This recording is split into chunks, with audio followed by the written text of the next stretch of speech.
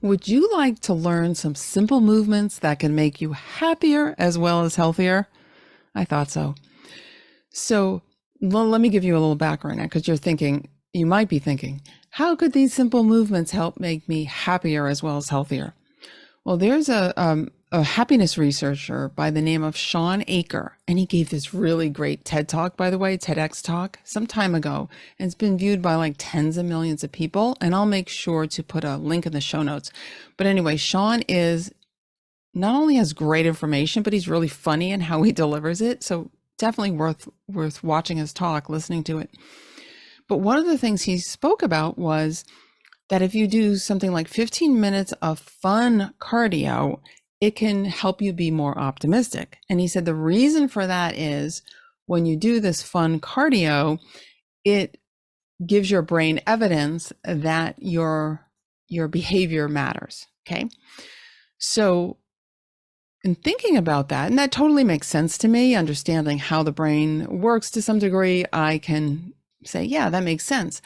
But then I thought about how the work that I teach, the Feldenkrais Method, how that uses these incredibly effective movement sequences that are non-habitual, really get the attention of the nervous system and really engage your brain in a different way, really provide evidence to your brain that your actions matter, that you can improve how you feel, how you move, and even how you think.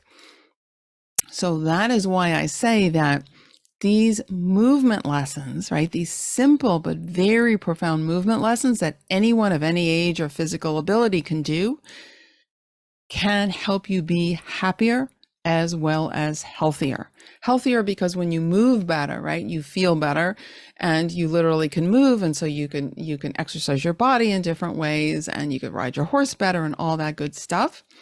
But this is really, really important. Okay. It changes your outlook on life because you start to realize that improvement is not only possible, but it's probable. So these lessons, so this is what differentiates it from 15 minutes of fun cardio. Again, nothing wrong with cardio. Cardio is awesome. However, when you're doing something like the Feldenkrais method, which is very much about improving your ability to attend to yourself, to pay attention, to improve how you move and feel, right? That to me is a higher level of engagement with the nervous system. You're not like just, doing some fun little run or dance or something like that just to get your heart rate up. This is very intentional and can totally change your outlook on life because you're giving your brain really ample evidence, lots of proof that you can improve. And again, not that it's not only possible to improve, but probable, right? You're giving your brain these felt experiences, especially when we're talking about people who do the Feldenkrais method lessons more than once, right? It's not a one and done deal. It's a practice. Okay. And that's why the people in my online coaching program, my membership, Move with Your Horse, we do regular Feldenkrais lessons together because the improvements are so powerful. So you realize that you can control how you move, how you feel, how you think. The other thing is your creativity improves as well.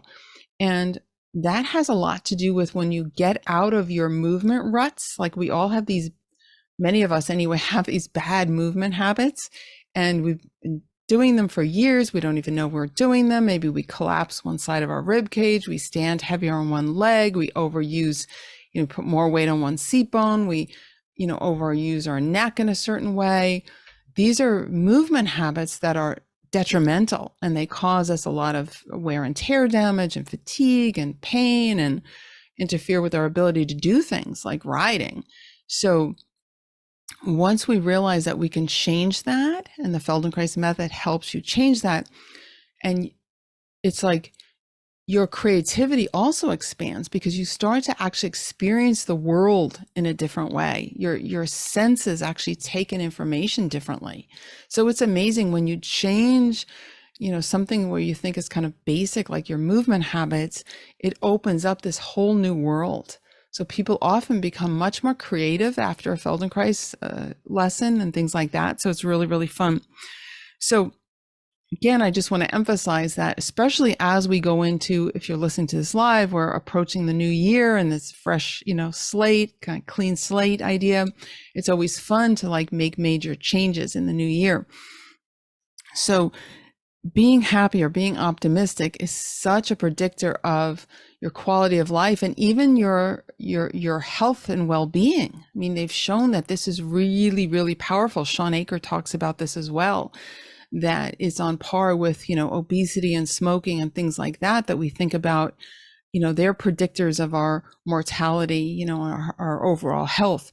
But being happy and optimistic, that's actually on the same level as those other health metrics that we often think about. So this is really important for you.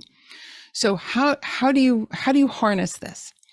Well, the first thing I would start with is to change your identity. Now that may sound funny. What do you mean change my identity? This doesn't involve, changing your driver's license or social security number, anything like that.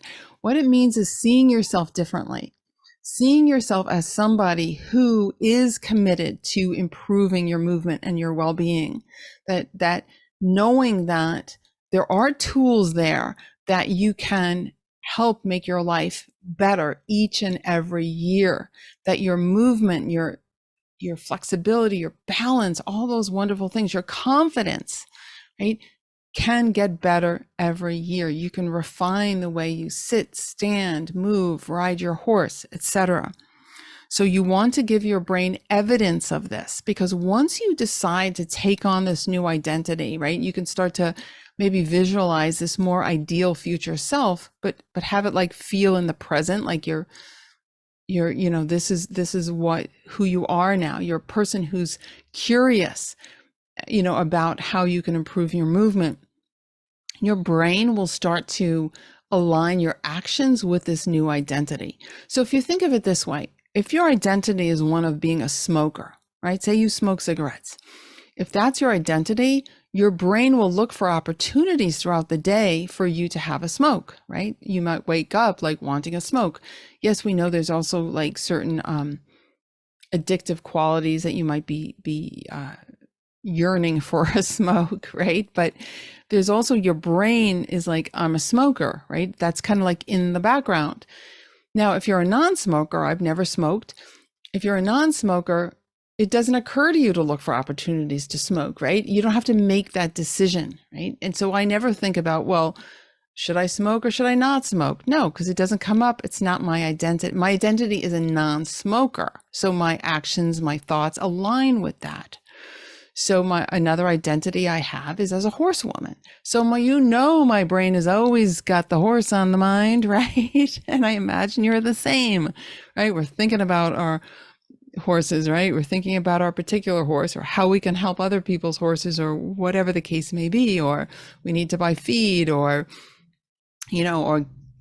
making sure our schedule allows for opportunities for us to spend our time with our horse. So again, if that's your identity, your brain is going to look to align your actions with that identity. So if you want to identify as what I call a mover, someone who's really interested in moving well throughout your entire life, and movement, riding involves movement, okay? Small movements are still movement, right? How you, even balancing, right? That's constantly doing like little micro movements. It's not a static thing. So life is movement. And Moshe Feldenkrais, the man who originated the Feldenkrais method, used to say, movement is life. Without movement, it's like, life is unthinkable. So it's really, really important for your overall well-being to move well, right? Physically and emotionally, it makes a huge impact. So if you're a mover, you're committed to improving how you move and how you feel, okay? And this can involve other things as well. So as a mover, right? So I affectionately refer to the students in my Move with Your Horse online program as movers, right?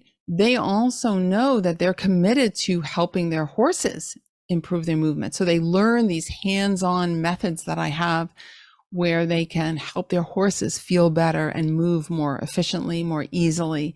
Again, at any age, at any level of activity, right? They can improve that. So whether they have older horses, younger, very athletic horses, really young horses, maybe foals or horses that haven't been started yet, right? They can improve the way those horses move and feel and the connection between them and their horses. So it's really, really cool.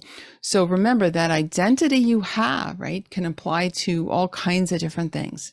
But if you're a mover, you think about that helping not only yourself, but helping others move easily as well, your horses, your dogs, etc. And the other thing I would say is to recognize that the best years are in front of you, not behind you. So again, when you identify as someone who knows they can improve how they move and how they feel, right? And that it can encourage that sense of curiosity and creativity.